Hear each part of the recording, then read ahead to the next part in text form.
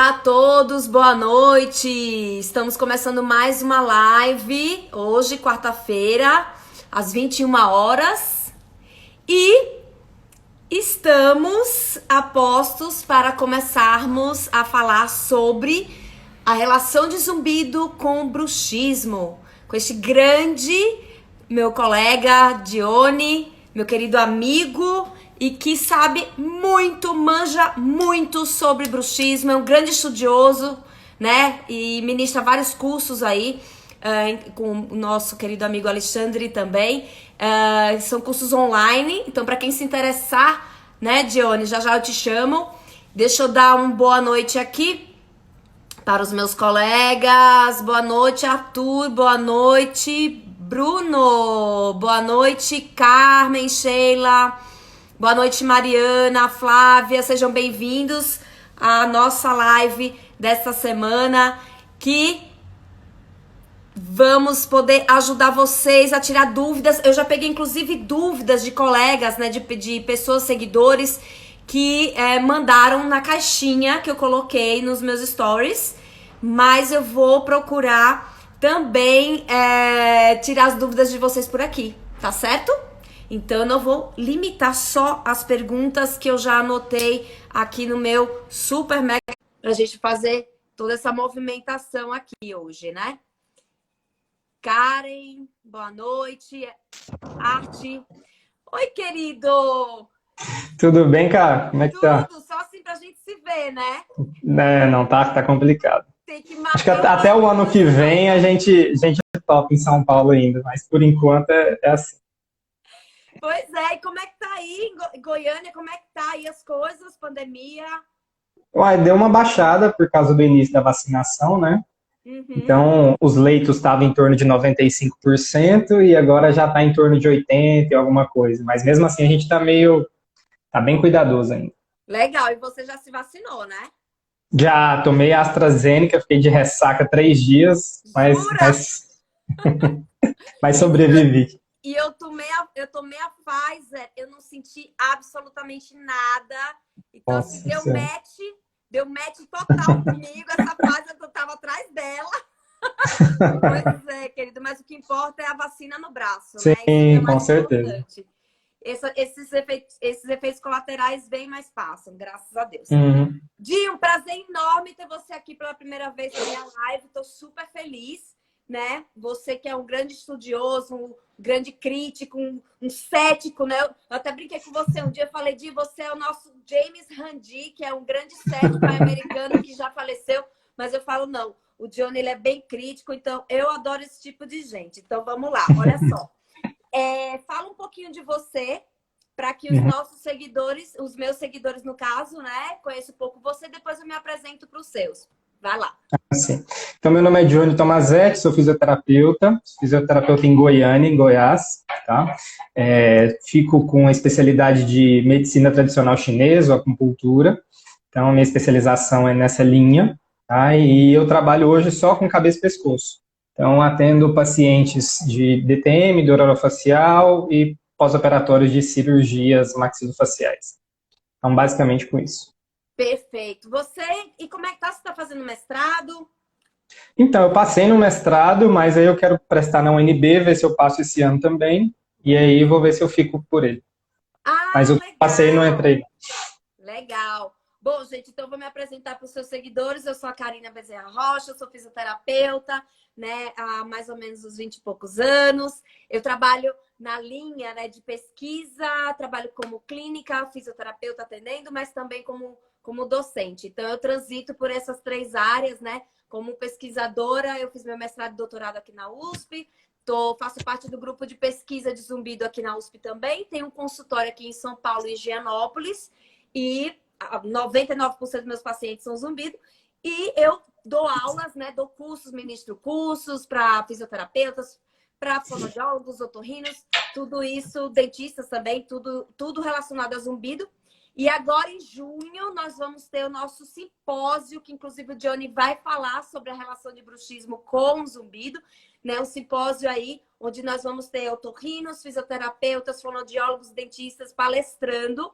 é o primeiro grande evento apenas sobre zumbido somatosensorial. Então, para vocês que gostam desse tema, querem se interessar, aberto para o público geral, né? Para profissionais também, tem a nossa página é @simposiozumbido.online. Ou então aqui na minha própria página eu acabo postando sempre que eu posso, tá bom, gente?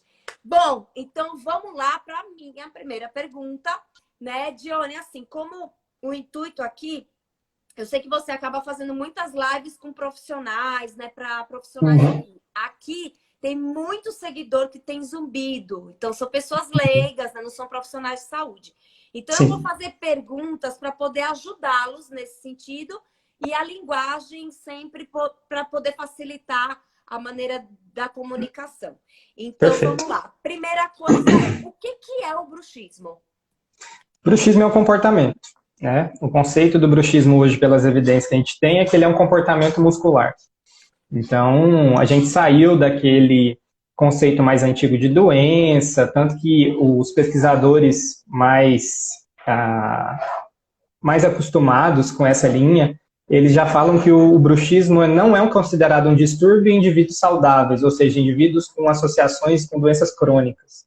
Então, tem pacientes que têm zumbido, não tem sintoma, não tem nenhuma doença crônica importante, então esse zumbido não vai mudar nada na vida dessa pessoa. O máximo que a gente pode fazer é fazer uma proteção para os dentes e a placa. Então, hoje o zumbido está muito amplo, né? Facilitou um pouco o conceito, que antigamente tinha o bruxismo, quer dizer, desculpa. O bruxismo que era o ranger, tinha o bruxismo que era apertamento, tinha o bruxismo que era tal coisa. Hoje a gente tem o bruxismo do sono e o bruxismo de vigília. Tá? Então é bem mais simples e a gente tem algumas características mais determinantes para cada um. Mas se a gente for pegar um conceito simples, bruxismo é um comportamento e ponto final. Certo, perfeito, muito bom. E assim, Odi, me fale uma coisa, como é que chama de maneira correta a pessoa que tem bruxismo? Como é que eu vejo cada profissional falando de um jeito, né? Como é que é? Bruxônomo, bruxista? Como é que é? Bruxo? Me fala aí.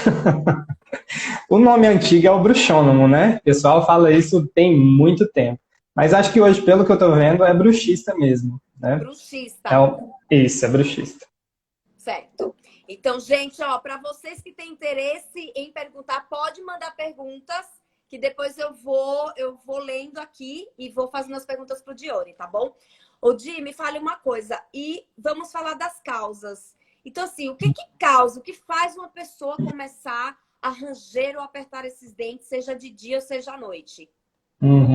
Então, a gente não tem causa definida. Então, não existe causa para o bruxismo. Nós temos associações que podem estar relacionadas ao engatilhamento ou à potencialização desse bruxismo, né?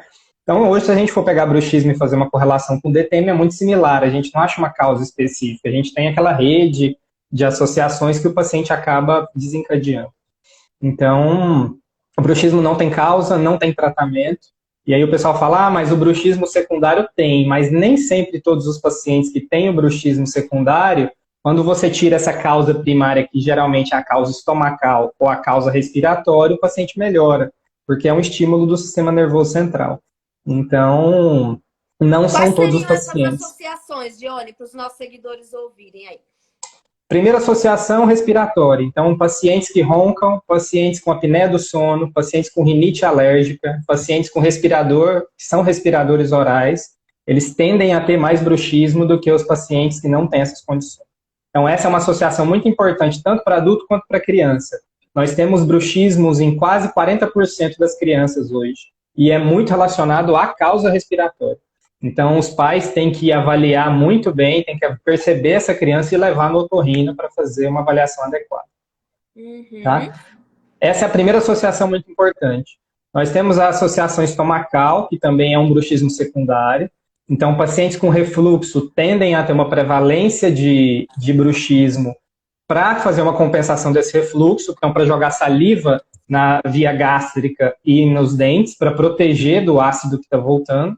Tá? Então, essa é uma associação bem importante. Nós temos associações psicossociais, então, pacientes depressivos, pacientes com síndromes de ansiedade e pacientes com alteração de humor frequente têm mais prevalência de ter esse bruxismo, né? Ô, Dione, e no caso de pessoas que abusam de cafeína, o fumo, álcool, conta um pouquinho sobre isso. Existe essa associação? Tem. Essa é uma associação muito forte, tem uma revisão sistemática de 2019, se eu não estou enganado, que ela mostrou que os pacientes que fumam têm 5 vezes mais chance, até 5 vezes mais chance de ter bruxismo. Os pacientes que bebem bebida alcoólica em grande quantidade periodicamente, ou pessoas que bebem bebida alcoólica todos os dias têm chances, 2 vezes mais chance de ter bruxismo, e as pessoas que tomam mais de 8 xícaras de café por dia têm 2 vezes mais chance de ter bruxismo. Então, está associado a todas essas substâncias excitatórias de alguma forma, principalmente o café. Uhum. E me fale uma coisa, tirando esse bruxismo de vigília, que muitas vezes a pessoa mesma ela percebe, né, que está pressionando os dentes. No caso, assim, a pessoa dorme sozinha e daí ela não apresenta muitos sintomas de manhã quando acorda. Como é que, de repente, ela pode observar sinais para que ela possa, de repente, eu acho que eu estou rangendo e não estou dando conta. O que ela pode perceber, Dione? O diagnóstico feito baseado em sinais e sintomas é o que a gente chama de diagnóstico provável, né? Que é o que a gente avalia sinais e sintomas no paciente. Os sinais e sintomas mais comuns são os desgastes, principalmente de canino, né? Que é o primeiro dente a ser quebrado por causa da guia canina, quando vai ranger. A gente tem a língua denteada, então é a língua cheia de ondulações na lateral. Nós temos a linha alba na bochecha, que é uma linha branquinha de quem morde muito à noite. Tá? E tem alguns artigos que citam, mas não são todos, não é um consenso, que a recessão gengival também é um sinal de bruxismo. Esse eu vejo que é um sinal muito mais clínico do que científico, porque as evidências não apontam tanto assim. Mas já é uma crença que se traz aí há muito tempo, como se a pressão da força dos dentes fizesse esse movimento da gengiva. Tá? Além disso, a gente tem hipertrofia de masseter, a gente tem o volume excessivo de temporal, então tem mais algumas coisas mais profundas. Tá. E no caso assim, por exemplo, se for comparar, o que os estudos mostram em relação assim, aquele que range e aquele que aperta os dentes, em relação aos sintomas. Tipo, olha, quem aperta, os estudos falam mais que tem mais sintomas de dores. Nesse sentido, tem alguma coisa, Dione, nesse sentido nos artigos? Em relação à sintomatologia dolorosa, não. O que a gente tem que diferenciar é que geralmente as pessoas que têm bruxismo com sintoma doloroso associado são pessoas que têm bruxismo também durante o dia. Porque tem umas pesquisas mostrando que os pacientes que têm bruxismo à noite, eles rangem, têm uma atividade muscular mastigatória pequena para gerar uma sobrecarga muscular. Então, geralmente, é um bruxismo do sono associado com um bruxismo de vigília. Então, geralmente a gente vê isso. Agora, em relação a uma diferença mais clínica, o paciente que range, ele tem um desgaste maior dos dentes do que o paciente que só aperta, né, teoricamente. Então, assim, o paciente que só aperta, ele também pode ter fratura de dente, ele também pode ter um lascamento, não sei nem se existe essa palavra, mas umas lascas da porcelana, mas é mais o atrito causado pelo ranger que gera mais danos, né, aos dentes do que o apertamento. Tá. Você lembra na época da Copa que o técnico da França ele tinha, assim, os dentes extremamente desgastados e foi o comentário da época quando eles ganharam, que tiraram aquelas fotos dele e foi aquele burburinho nas redes sociais, falando, nossa senhora, ele deve ter um bruxismo. Só que aí vieram, assim, aquela guerrinha de opiniões, né?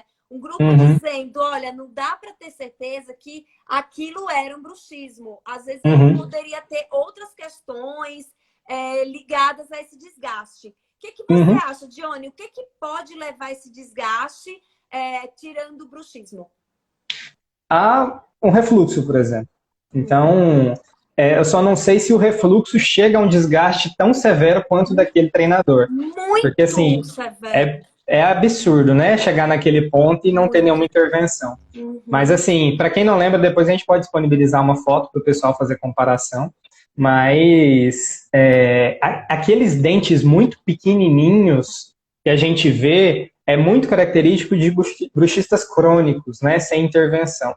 Então, geralmente o paciente que tem um refluxo, que chega a ter um desgaste, não é um desgaste tão severo assim quanto aqui.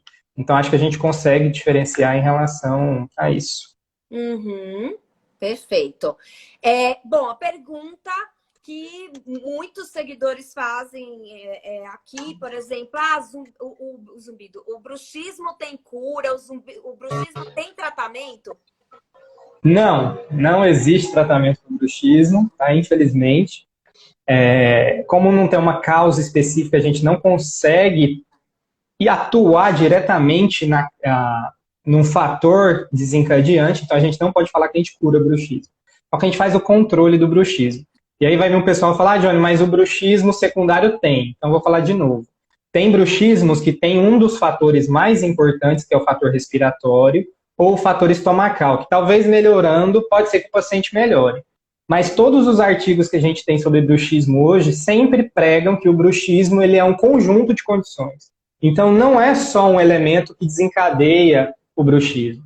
Então, mesmo você tirando esse elemento principal, pode ser que o paciente continue com alguma associação que pode continuar gerando. Então, a gente não dá garantia nenhuma para o paciente em relação a esse tipo de tratamento. Tá? O bruxismo de vigília tem um controle mais fácil, entre aspas, só que pode ser feito com biofeedback, pode ser feito com aplicativos de conscientização, né? Porque ele é muito mais puxado para o comportamento do que para uma associação de causas secundárias. Tá. Dione, no caso do aplicativo, vocês recomendam que seja usado por quanto tempo? Eu acho que o aplicativo tem que ser usado com cuidado, Karina, porque o pessoal costuma passar sempre para todos os pacientes. Só que, se a gente for fazer os estudos de neurociência hoje, a gente percebe que se o paciente tem dor e eu fico fazendo ele ser hipervigilante, o sintoma dele pode potencializar. Então, esse aplicativo ele pode ser perigoso para pessoas que são hipervigilantes, porque ele vai começar a trazer atenção toda hora para a região. Isso pode ter uma potencialização de sintomas. Caso não tenha, a gente pode fazer uma experimentação de 2 meses, 1 mês, ver como que esse paciente vai reagir, se ele teve algum resultado e monitorando ele semanalmente e ver se ele teve uma boa adaptação. Mas não são todos os pacientes que aderem bem a esse aplicativo, não. Ele é muito bonito na teoria. Uhum, tá ótimo.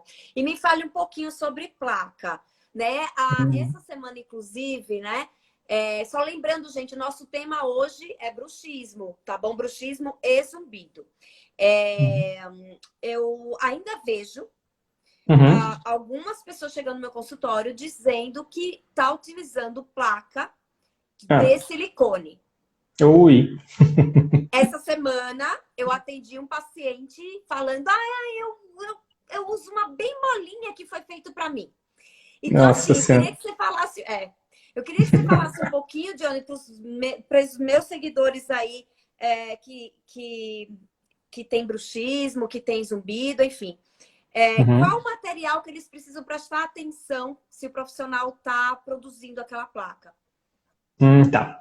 Primeira coisa que a gente tem para falar, para desmistificar, é que a placa ela não relaxa nem o músculo, tá? Então o nome placa miorrelaxante ele está equivocado. Johnny, por que fala então que a placa relaxa músculo? Por causa desse artigo aqui, ó. Esse artigo foi um artigo de 1989, que foi feito pelo Oxon, que é uma das maiores referências na odontologia.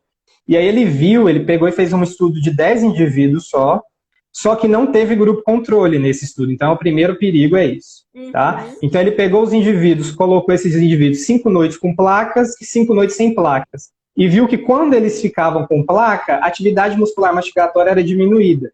E aí, depois desse estudo, virou boom, como se a placa reduzisse realmente a atividade muscular mastigatória.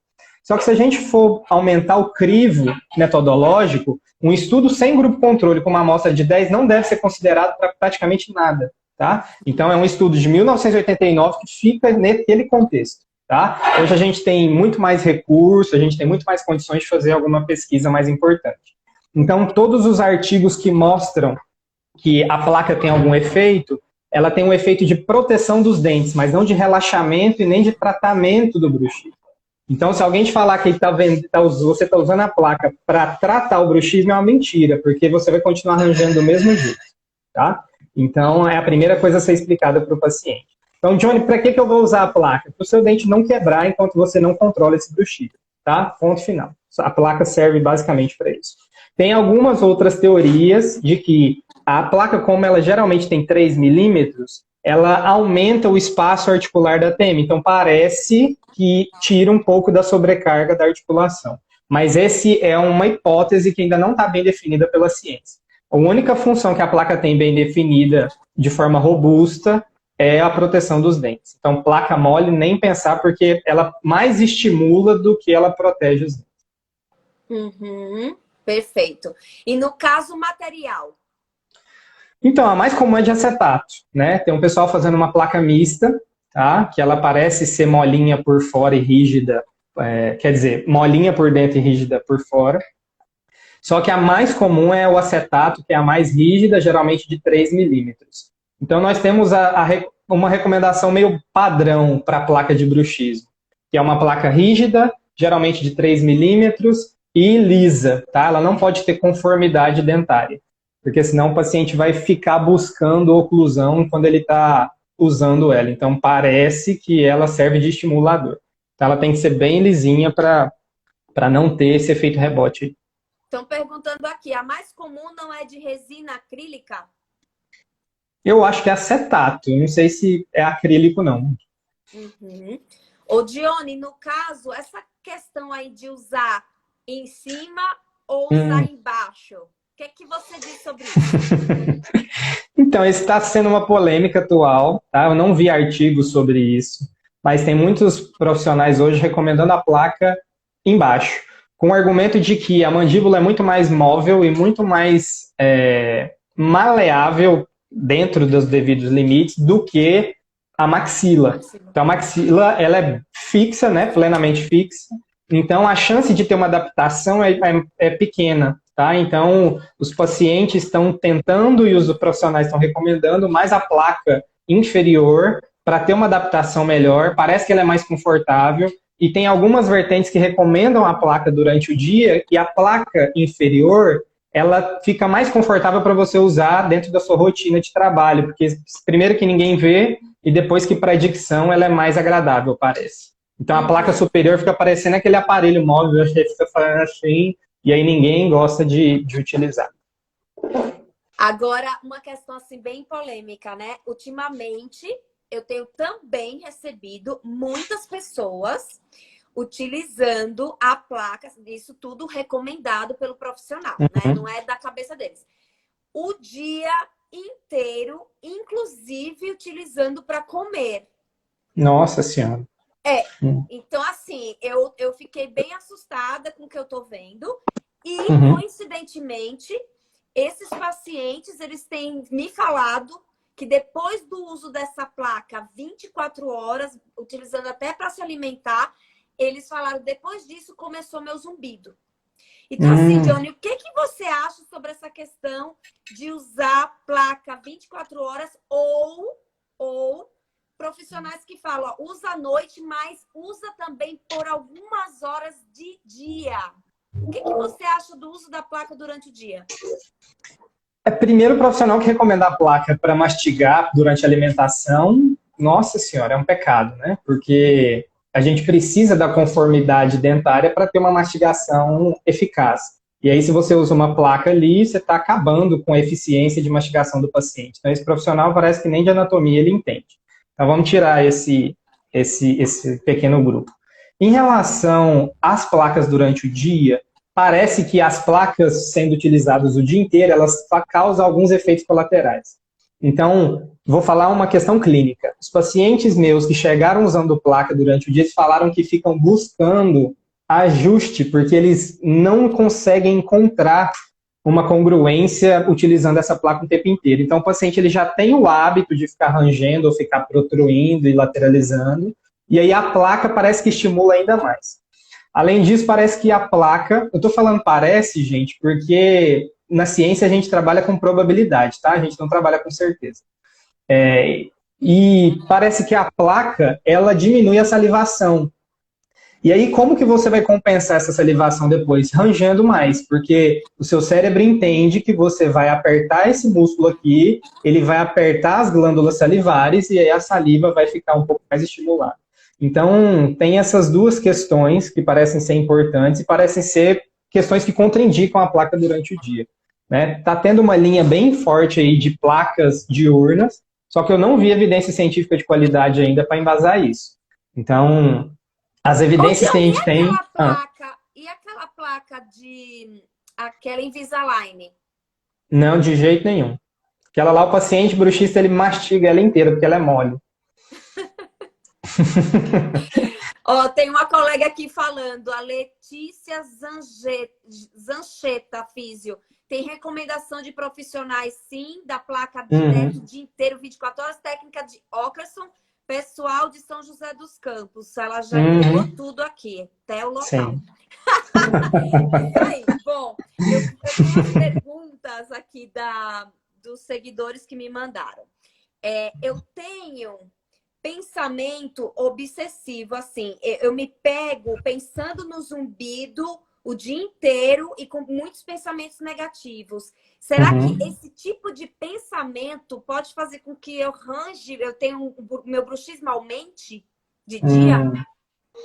A gente não pode falar de uma ligação direta. Qual o nome dessa pessoa? Você pode Carolina. falar? Carolina. Carolina, a gente não pode falar que uma ligação direta dessa angústia que você passa pode ser relacionada ao bruxismo, tá? O que a gente pode pensar é que pessoas que passam por angústia mental, elas tendem a ter uma sobrecarga cerebral. E isso gera uma hiperatividade do cérebro. E tudo que gera hiperatividade do cérebro tende a potencializar o bruxismo, porque o bruxismo é uma atividade cerebral mais frequente, né? Principalmente relacionada à dopamina.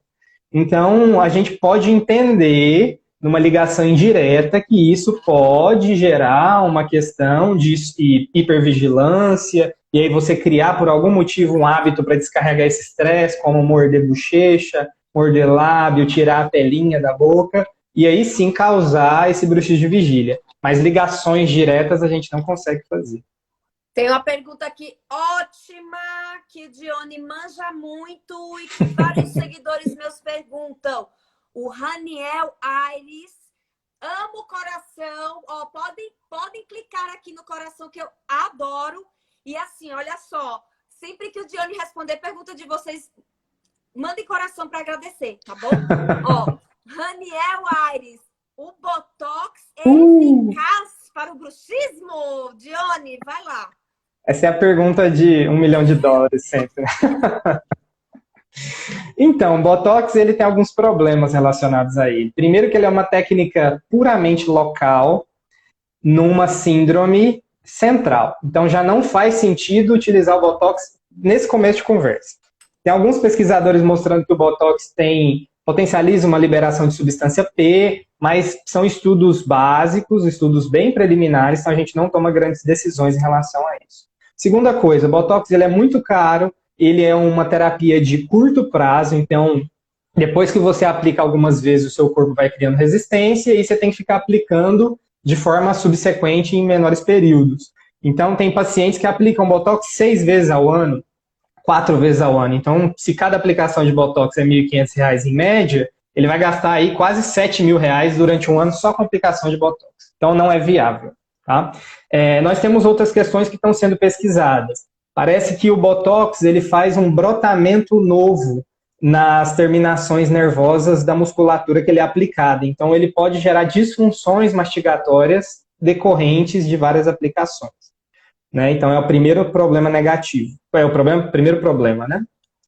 Outra coisa é que, a partir da segunda dose de aplicação de Botox, parece que já começa a acontecer o enfraquecimento ósseo da região onde ele é aplicado, porque como não tem carga e não tem força, o osso vai se remodelando ali do jeito que o cérebro entende. Então, tem uns artigos mostrando que acontece o remodelamento do côndilo, que é esse ossinho aqui, e do ângulo da mandíbula, que é a inserção do masseter, para depois de 2 aplicações de Botox. Então, assim, são questões negativas muito graves para uma terapêutica muito pobre e muito curto prazo. Tá? Então, hoje eu falo abertamente que quem usa Botox para bruxismo hoje é por questões mercadológicas, né? Porque dá dinheiro, porque é fácil de aplicar, é rápido, mas se for pensando no paciente, não deveria ser aplicado. Ô, Johnny, no caso desses bruxônomos que são muito crônicos e severos, tem pessoas que já falaram assim, ó, eu já fiz de tudo, tratamento, mudança de estilo de vida, meditação, atividade física, dormir bem, antidepressivo, que não piora o bruxismo, depois eu vou perguntar sobre isso. E aí, nesses, assim, o que o Guidelines fala? Ele fala assim, olha, em muitíssimo caso usa, ou fala, evita até nessas situações? Eles dão uma brecha. Então, assim, parece que uma aplicação de Botox não vai causar mal algum. Então, se a gente for pensar que esse paciente tentou realmente de tudo, que eu sempre sou suspeito com esse negócio de tentou de tudo, porque às vezes o cara passou por 10 profissionais que não eram especialistas na área e, né, ok. Zumbido, você está cansado de receber paciente assim. Sim. Então, eu sou super suspeito com isso. Mas parece que uma aplicação de Botox não consegue gerar os efeitos negativos que a ciência está mostrando que o Botox causa. Então, a gente fica trabalhando nessa brecha. Ok, o paciente tentou de tudo, está tendo muito problema relacionado a desgaste, a fratura de dente. Ok, uma aplicação de Botox é viável. Mas acima de uma aplicação, a gente começa a ter efeitos negativos importantes. Tá ótimo. Dione, vou fazer mais uma pergunta. Gente, eu vou depois para aí, tá bom? Não se preocupe, que a gente vai responder tudo. Fala um pouco sobre antidepressivo e bruxismo. Provoca ou piora o bruxismo que já tem? Como é que que os estudos mostram aí? Vou mostrar com o artigo que é mais fácil. Tá. Esse aqui é o artigo mais... tá? Ele é uma revisão sistemática que o Manfredini e o Lobezu, que são os dois maiores pesquisadores do mundo sobre bruxismo e DTM, fizeram. Tá? E aí eles fizeram uma lista de medicamentos que podem causar bruxismo e medicamentos que podem tratar o bruxismo. Só que quando você vai pegar a revisão igual eu fiz e vai separar estudo por estudo, você vai vendo que a maioria dos estudos são feitos com relato de caso. Ó. Então, relato de caso, ou então são ensaios clínicos com poucos indivíduos. Então, qual que é a conclusão desse trabalho? É que a gente não pode falar que um medicamento ele é capaz de tratar ou de causar bruxismo hoje. Tá? Nós temos algumas... Tá. Então, hoje a gente não pode falar ainda. Não fala nada disso. Então, parece que antidepressivos e alguns ansiolíticos potencializam. Mas baseados estritamente em estudos, a gente não pode falar nada de nada. Nem de medicamentos que causam, nem medicamentos que tratam o bruxismo. Então, a gente está meio que no limbo ainda, porque não temos estudos de qualidade para comprovar isso. Então, seria, no caso, mais uma questão individual, né, Sim. Dione? Tipo, ó, como aconteceu com um paciente meu. Comecei a tomar esse citalopram, eu percebi que aumentou muito a minha função. Aí o psiquiatra trocou esse citalopram, deu outro e pronto. Pronto, resolvido. Mas a gente trabalha bem na individualidade do paciente, porque na ciência a gente não consegue puxar uma regra. Né? Certo. Dione, tem uma pergunta de uma seguidora que ela perguntou, na verdade, sobre aparelho para ronco, que é assim, não sei se você sabe como é que se usa, a posição, como é que fica a mandíbula, porque ela só comentou assim, eu achei que meu zumbido piorou depois de utilizar esse aparelho para ronco. Como é que fica esse aparelho? Fala aí para os nossos seguidores. O aparelho para ronco, geralmente, ele é um aparelho protrusor de mandíbula. Então, ele faz uma protrusão de mandíbula. Gente, é isso aqui, ó. Né? Ele faz isso para entrar mais ar. Né? É a mesma função do bruxismo secundário em compensação da apneia. O paciente range e movimenta a mandíbula para buscar uma permeabilidade, ou seja, uma melhor entrada de ar nas vias aéreas. Tem muitos pacientes que relatam DTM depois da utilização desse aparelho, porque ele joga o côndilo para frente, então acontece algumas compressões, né? E aí ele faz alguma mudança muscular também em relação a isso, então acontece alguma nocicepção ali na região, né? E em relação a zumbido, se a gente for lembrar da teoria do nervo aurículo temporal lá dentro da ATM e dentro do ouvido, pode ser que essa protusão constante durante o sono comprime esse bendito desse nervo e está associado, não vou falar que causa, mas está associado com a presença desse zumbido, a potencialização desse zumbido. É uma teoria que a gente aceita, mas é por causa da bendita da protusão que esse aparelho faz. Então o pessoal preocupou muito com a permeabilidade das vias aéreas e esqueceu da ATM. Então tem muitos pacientes que relatam sintomas de DTM depois da utilização desse aparelho. Pois é, tem um estudo que foi feito com entrar em contato com pessoas em vários países da Europa perguntando, fazendo algumas perguntas específicas, e eles concluíram que a posição que mais modula o zumbido é a protrusão e o apertamento. Então, esses dois são os que mais modulam o zumbido, independente da pessoa ter um zumbido somatosensorial ou não. Então, justamente, essa posição aqui para frente, eu fiquei também pensando nessa questão. Tem uma pergunta aqui. Peraí, que eu vou fazer uma pergunta agora aqui, gente, para não abandonar vocês, senão vocês vão brigar comigo. Deixa eu ver. O zumbido por uso de aparelho para apneia não poderia ser por uma maior tensão muscular em protrusão, aparelho para apneia? É o mesmo. É o mesmo dispositivo, né? Que ela está falando. Pode ser, sim. É uma hipótese que pode ser aceita. Mas é hipótese, sim, tá? Nada garantido. A gente sabe que na protrusão, pterigodeu lateral, esse músculozinho aqui, ele vai estar com tudo, né? Que ele é meio que ele manda em muita coisa, né? Ele está sempre atuando em várias posições da mandíbula. Deixa eu ver aqui, a Letícia. Pode sair a relação do aparecimento do zumbido depois do uso dela, que a Karina falou. Deixa eu voltar aqui. Essa placa reposicionadora é em protrusão, isso. Tainara, o que a Tainara falou? Deixa eu ver. Tamires, eles falaram no início da live que nem esse nome de miorelaxante deveria ser usado, porque placa não relaxa músculo. Isso mesmo, Tainara, ajuda nós. Tamires, agora eu fiquei confusa. Placa miorelaxante não ajuda em nada no zumbido. Então, gente, Tamires, assim, a gente ainda não está falando sobre o zumbido em si. A gente está falando tudo sobre bruxismo. Para vocês entenderem sobre bruxismo, sobre a placa de bruxismo. A gente não citou absolutamente nada sobre zumbido. Então, vamos responder sua pergunta. O que se sabe hoje? É que tem estudos mostrando que utilizando placa nesses pacientes que têm bruxismo e zumbido, muitos melhoram do zumbido, sim. E outros estudos falam que não ocorreu diferença, tá? Então, a gente não pode bater o martelo.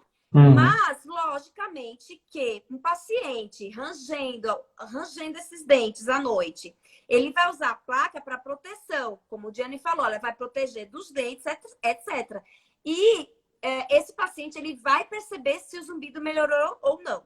Na minha prática clínica, na minha base de dados pessoal, eu observo que a associação de placa com o tratamento fisioterapêutico, no caso de pacientes que têm DTM e bruxismo também, eles têm excelentes resultados, tá bom? Fazendo esse combo que foi o que eu observo na minha prática clínica. Tá bom, Tamires? Então, nessa live não está se falando que placa não melhora o zumbido. Ninguém falou isso, tá?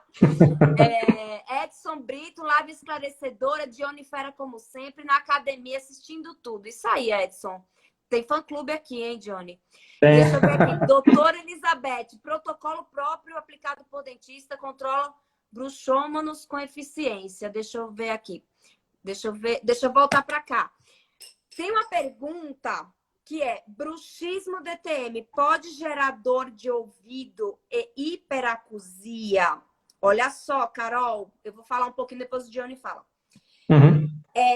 O bruxismo e a DTM pode sim gerar esses sintomas, certo? Inclusive, eu estava acabando de ler um artigo hoje falando que a DTM, quanto pior, assim, mais severa, digamos assim, mais importante, mais a pessoa vai ter sintomas otológicos. E outra questão é o seguinte, que bruxismo e DTM pode dar uma síndrome que se chama síndrome tônica do tensor do tímpano, que é uma síndrome que pode dar dor de ouvido, hiperacusia, zumbido, pode dar plenitude auricular, que é essa sensação de ouvido tampado, tá? Esses são alguns sintomas da síndrome tônica, que a gente lá na orelha média, lá dentro, a gente tem um músculozinho chamado tensor do tímpano. Então, ele fica contraído, então ele pode dar dor, ele abafa o ouvido da gente e dá esses sintomas, tá bom? Johnny, comenta sobre dor e hiperacusia. Então, primeiro que falou do protocolo aí, protocolo, quando eu vejo a palavra protocolo, eu já fico preocupado, porque não existe protocolo na área da saúde, né? Cada paciente reage de um jeito, mas ok. Em relação à dor e hiperacusia, a gente pode imaginar, principalmente relacionado às associações, né? O pessoal a gente tem que avisar muitos pacientes que quando a gente trabalha com associação, são coisas que se apresentam de forma concomitante, e não uma coisa que causa a outra. Tá? Então, parece que os pacientes de DTM com de bruxismo estão relacionados a essas questões otológicas. Tá? Então, exatamente como a Karina falou, de plenitude, que é o tamponamento, de zumbido, de otalgia e da hiperacusia. Então, em relação a isso, é bem comum os pacientes relatarem isso. Até porque hoje é muito comum os pacientes chegarem no consultório com bruxismo e DTM, que são coisas diferentes, né? O pessoal costuma colocar muito no mesmo saco também, mas são síndromes diferentes.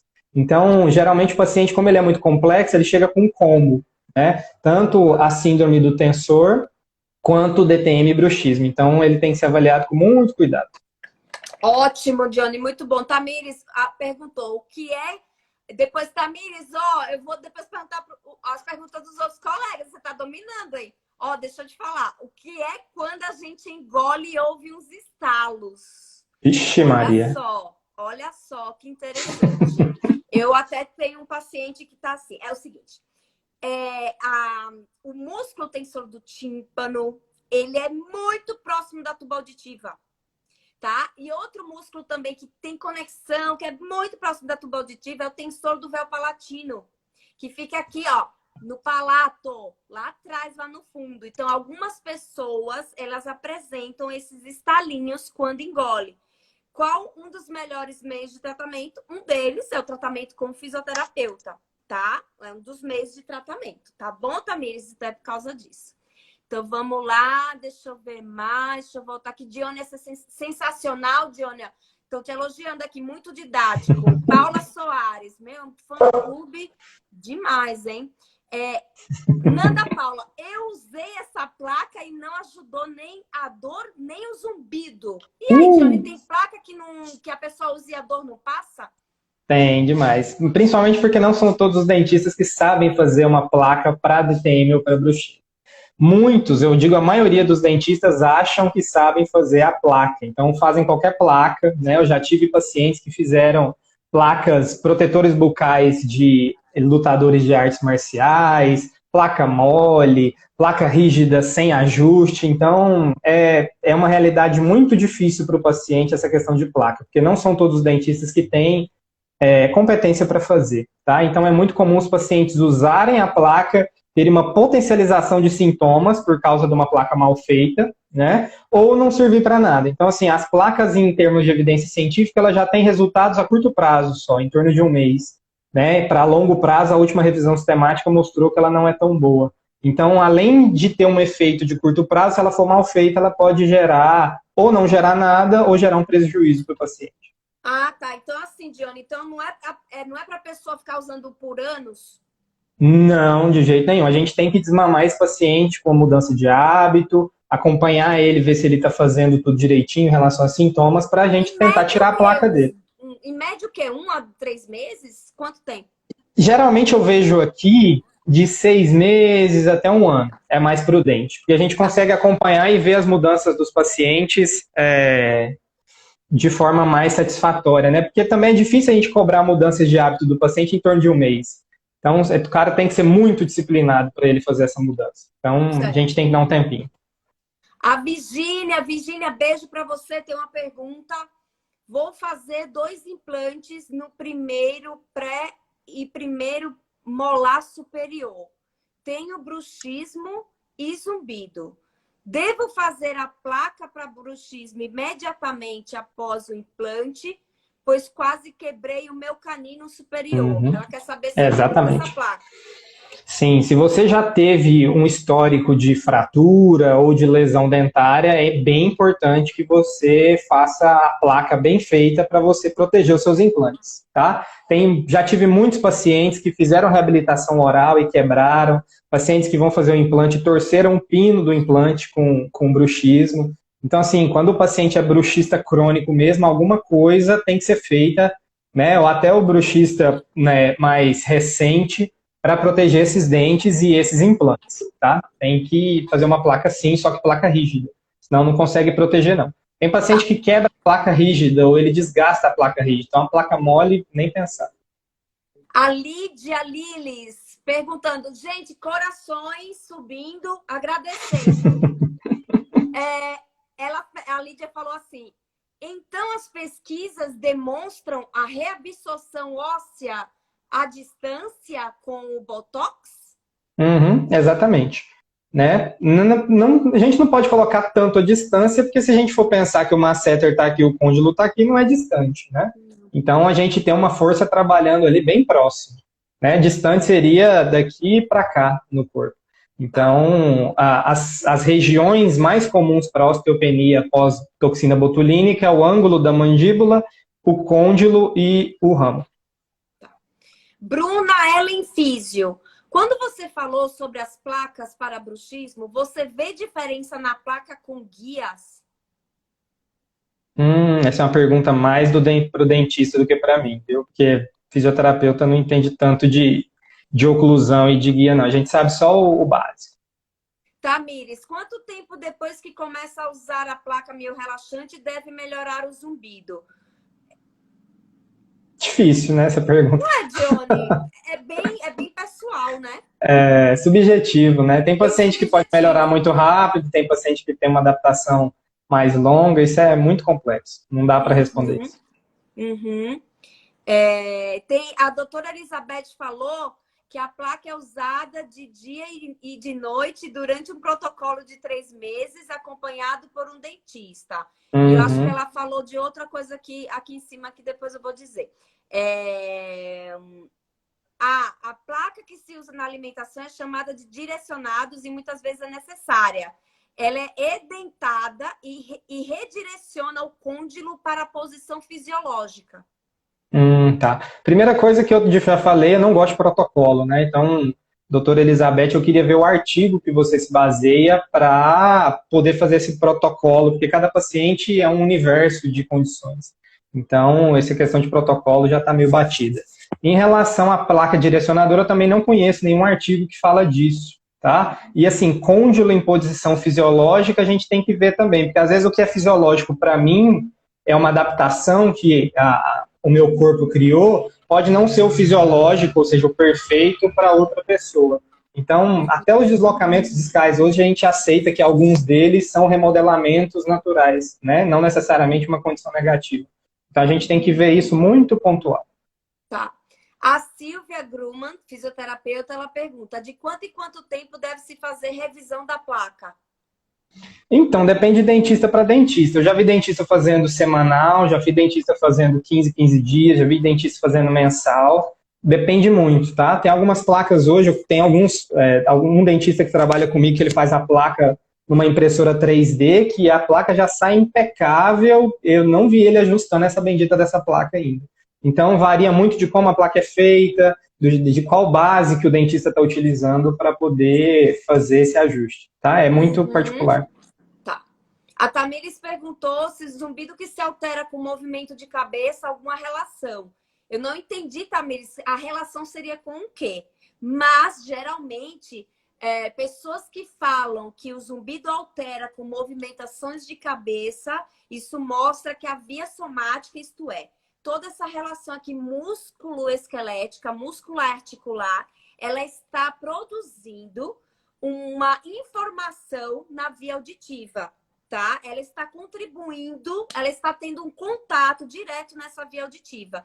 Então, o melhor seria ser avaliado, lógico, além do otorrino, sempre para todos os pacientes com zumbido, mas por um fisioterapeuta especialista que tem vários testes e perguntas que dá para a gente fazer para fechar o diagnóstico de zumbido somatosensorial, tá bom?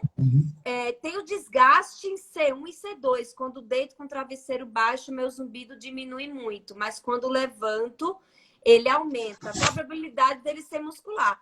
Olha, Maurício, já é uma boa dica, né? Com essa modulação, com esse movimento, com essa questão que você falou do travesseiro, já dá uma pista boa para a gente começar a aprofundar nessas questões, tá bom? Então, dá para fazer várias perguntas em relação à modulação, se tem queixa de dor, se tem dor miofacial, se tem ponto gatilho, né? Quando começou esse zumbido. Então, tem várias perguntas que dá para ajudar nesse sentido, tá? Deixa eu voltar aqui de novo. Se o tratamento para a síndrome tônica do tensor do tímpano seria com fisioterapeuta também? Sim, sempre. E aí, se não melhorar tanto, o otorrino pode entrar com medicamento associado também, tá bom? Carolzinha, beijos para você. É real a associação do bruxismo e vigília aumentar a atividade noturna? Será a atividade noturna, tipo, dá um bruxismo noturno? Como se o bruxismo de vigília causasse o bruxismo do sono? Não, a gente não tem essa relação. São duas condições com associações diferentes, né? O bruxismo em vigília ele é muito mais relacionado a níveis altos de concentração, estresse, ansiedade, né? E por comportamento, principalmente comportamento de crianças, né? E o bruxismo do sono ele tem outras associações diferentes, mas que podem ter relação, tá? Mas um bruxismo criar outro, não. Tá. Ô, Dione, e no caso desse paciente que range pra caramba e fala, não me adapto com a placa, não consigo, meu sono altera, eu fico acordando, sabe? Aí a placa voa, o cachorro come. Como é que é isso? Olha, esse é um paciente de difícil manejo, tá? É um paciente que a gente tem que fazer aquela aplicação de botox, de assim, chutando o balde para ver o que vai dar, tá? Mas é uma aplicação só para a gente prevenir as questões negativas, porque a gente não tem outras questões de manejo importante, né? Então a gente tem a placa, a gente tem o botox com uma aplicação, ajuste oclusal nem pensar. Então, não tem muito o que fazer com esse paciente. Então, a gente vai ter que trabalhar com outras questões, talvez passar um exercício para ver se a gente desacelera o cérebro desse paciente, um exercício físico. Meditação. Meditação, deixar ele na yoga todo dia para ver se ele vira um monge tibetano pleno, porque, assim, não, é um paciente complexo. Não vai ser muito fácil, não. Luiz, beijo para você, Luiz Henrique. Dione, me fala um protocolo atualizado para atuar com bruxismo em pouco tempo de eficácia. Luiz. Só a microfisioterapia que faz esse milagre, Luiz. Exatamente. Deixa eu ver mais aqui. Então, deixa eu ver se tem mais alguma perguntinha aqui. Érica Cora. Érica, ela é da América Latina. Da onde é mesmo, Érica? Do Peru? Sei lá, não lembro. Mas ela, de vez em quando, fala comigo. Bruxismo e refluxo. O Dione falou, né, Dione, lá no início, que tem sim relação. Ô, Dione, no caso do refluxo, seria o quê? A pessoa deita e ela tem refluxo e aí faz essa movimentação. Isso, e aí o cérebro vê que aumentou a acidez das vias digestórias e aí ele faz uma compensação rebote com salivação, né? Então faz o paciente apertar ou faz o paciente ranger para apertar as glândulas, né, salivares e aí dá um jeito de proteger desse ácido que está voltando. Certo, muito bem. Dione, e fala um pouquinho também dos hábitos parafuncionais. Quais seriam esses hábitos? O que eles podem provocar? Quais sintomas? Os hábitos parafuncionais hoje mais comuns é a onicofagia, que é o hábito de roer unhas, né? Nós temos hábitos relacionados à mastigação de objetos, mastigar caneta, mastigar lápis, também que acaba sobrecarregando a musculatura mastigatória. Nós temos a parafunção de apoiar a mandíbula, né, que alguns artigos até consideram isso um bruxismo, tá? Apoiar a mão no queixo? Apoia a mão no queixo. Então, até o apoio do queixo está sendo considerado um bruxismo de vigília, né? Em alguns Olha, que artigos. interessante. E mascar chiclete? Mascar chiclete é um veneno, né? É uma das parafunções que mais sobrecarregam, que a gente tem nas clínicas. E a gente tem outras parafunções que são consideradas bruxismo também, que é morder lábio, morder bochecha, né? Tirar a Tensionar a pelinha língua. da boca, tensionar a língua. Então, Ô, assim, às Diane, vezes... essa agora da máscara? Ah, da máscara de ficar ajustando, né? Sim, eu acredito que vai já entra nos artigos aí, acho que daqui mais 1 ano, 2 anos, essa referência da máscara, porque tá um hábito bem interessante isso aí. Sim. Vira e mexe, agora eu pergunto, né? Sempre lembro agora que o pessoal começou a falar, realmente eu fico ajustando. Ou gente que fica pegando assim, corrente, fica pondo na boca, né? Tem tudo isso. Ô, Diane, essa coisa assim, a pessoa tem que mastigar o alimento assim, distribuído dos dois lados, ou é de um lado só? Conta isso. Essa questão do alimento é mais fisiológica, né? Então é mais adequado a gente trabalhar com mastigações bilaterais, porque acaba deixando mais equilibrado a questão muscular, a questão articular, né? Então, o paciente tem uma mastigação unilateral, naturalmente ele vai ter uma sobrecarga maior, né? E todo lado que está passando por overuse, né, que é a utilização demais daquele lado de alguma função, ele pode sofrer algumas coisas. Pode, tá? Porque tem pacientes que mastigam do lado a vida inteira e não muda nada. Então pode ser que sobrecarregue e aí coloque um grãozinho de areia que estava faltando para engatilhar algum sintoma ali. Então é mais adequado a gente ter essa mastigação bilateral. Tá. A Lídia perguntou se o bruxismo é uma condição neurológica, assim, o sistema nervoso central, acho que ela quis dizer isso. Como se faz o desmame de uma placa? Boa pergunta. A gente tem que ver se esse paciente está fazendo as recomendações, se esse paciente procurou tratamento para as associações e se ele está tendo uma remissão de sintomas. Então, a gente tem que ter uma avaliação, uma reavaliação constante para acompanhar esse paciente e ver se ele está conseguindo ficar mais independente da placa, buscando o tratamento pelas beiradas, né, do bruxismo, que são pelas associações. Dione, para o desmame, assim, não sei o que é que você vê aí com os colegas dentistas, é assim, usa um dia sim, um dia não, 2 dias sim, 2 dias não. Como é que seria esse desmame? Também é muito particular, cara, porque tem dentistas que fazem esse rodízio, tem dentistas que às vezes falam assim, não, vê, o dia que você ficar mais estressado você usa, né, ou então vai vendo como que tá, se teve bruxismo de vigília no dia, já usa a placa, porque pode ser que durante a noite tenha também, então é muito, muito particular essa condição. A gente não tem uma regra. A Carol lembrou aqui, que eu já vi também. Você já viu, Dione, um negócio que põe assim na boca, a pessoa parece um cachorrinho mastigando? É pra quê? Pra hipertrofiar o masseter? Eles vendem falando o quê? Pra deixar o quê? Chama... músculo mais rígido? O que é? Isso. Se eu não me engano, chama Jaw Motion. Ele é uma borracha que faz o paciente causar uma hipertrofia de masseter, né?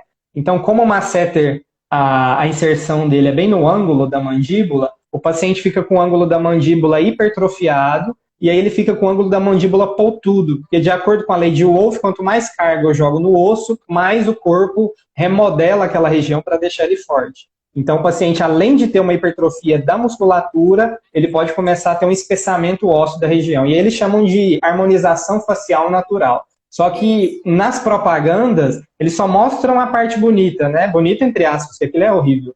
Mas eles só mostram a parte positiva que o paciente ficou com o rosto angulado. Mas aquilo é uma parafunção fantástica, né? Muito mais que chiclete, muito mais que bruxismo. O paciente deve ter uma sobrecarga enorme e um cansaço da musculatura mastigatória, a função bem intenso ali depois daquele tipo de intervenção. Gente, olha essa da Bruna. Uma vez um profissional mandou eu mascar, o dentista, mandou eu mascar o chiclete antes de dormir para cansar a musculatura e de noite não fazer o bruxismo. Ele não sabe que o bruxismo é do cérebro, ele acha que é só uma questão muscular. Gente, eu tô chocada. Agora, a Paulinha pergunta assim, beijo pra você, Paulinha. Eu comecei a ter muita sensibilidade nos dentes. Fui ao dentista, disse que estou com bruxismo e indicou placa para não aumentar a retração da gengiva. Qual a sua opinião? Sim, é muito comum, tá? Mas as evidências científicas não abordam tanto a sensibilidade também, mas tanto a sensibilidade quanto a... É porque não aborda nem a retração, né, Di? Nem a retração. Então, não são todas as evidências, as maiores pesquisas que apontam esses dois sinais, mas são sinais clínicos muito comuns, tá? O problema é que são sinais clínicos com outras associações muito simples. Então, assim, a sensibilidade dentária pode estar relacionada também a um refluxo, que às vezes a pessoa não sabe que tem, né? Ou então um refluxo mais sutil, e aí o ácido está passando por ali, mas a pessoa não está tendo nenhum outro sintoma importante. A gente não pode falar que vem com certeza do bruxismo. A gente supõe que seja dele. Ô, Bruna, e você acreditou na época? O que você fez? Você mascou o chiclete? Conte aí. Você comprou um monte de caixa de chiclete? Ou sabe outra coisa? Vamos falar um pouco. Ó, a gente está nos últimos minutos. Vamos contar sobre as aberrações que a gente lê e ouve. Uma das... Me fala sobre essa coisa de dormir de bruços. Que quem tem DTM, quem tem disfunção temporomandibular não pode dormir de bruços. Conta. Então, é um mito, né? Se a gente for pensar, porque a gente acaba deixando o paciente hipervigilante, né? E às vezes o nosso paciente ele só vai conseguir dormir bem de bruços, que é a posição natural dele descansar. E aí, se a gente muda isso, a gente vai ter uma alteração muito importante no sono desse paciente. E aí, se a gente alterou o sono do paciente, prepara porque o paciente vai virar uma bomba. Né, porque ele pode ter uma potencialização monstruosa de sintomas por causa da má qualidade de sono que ele tem agora. Então, a gente já tem vários artigos mostrando que a má qualidade de sono influencia na dor, provavelmente influencia no zumbido, você me corrige se eu estiver errado, influencia no bruxismo, que é um dos fatores relacionados, que é o sono não reparador. Então, a gente tem uma responsabilidade imensa quando a gente muda a posição de dormir do paciente. E isso não deve ser feito, tá? A gente pode controlar várias outras coisas do que mudar a nossa posição. Assim, o prejuízo que eu vou ter deixando o paciente numa postura saudável é muito menor do que se eu mudar esse paciente de postura e ele não dormir bem. Então, a gente tem que tomar muito cuidado com esse tipo de recomendação.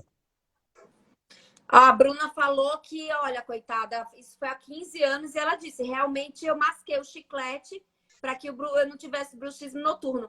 Gente, olha a quantidade de nocebo que a gente vê ali, não é brincadeira. Tem mais, Dione, algumas coisas assim absurdas que você vê nesses grupos de Facebook. O que você lê assim que você fala, não é possível que esse pessoal tá aí falando sobre esse assunto? Conta mais então, gente. Vou trazer dois exemplos. O primeiro são os óleos essenciais, que eu vejo muito hoje, tá? Um boom dos óleos essenciais, né?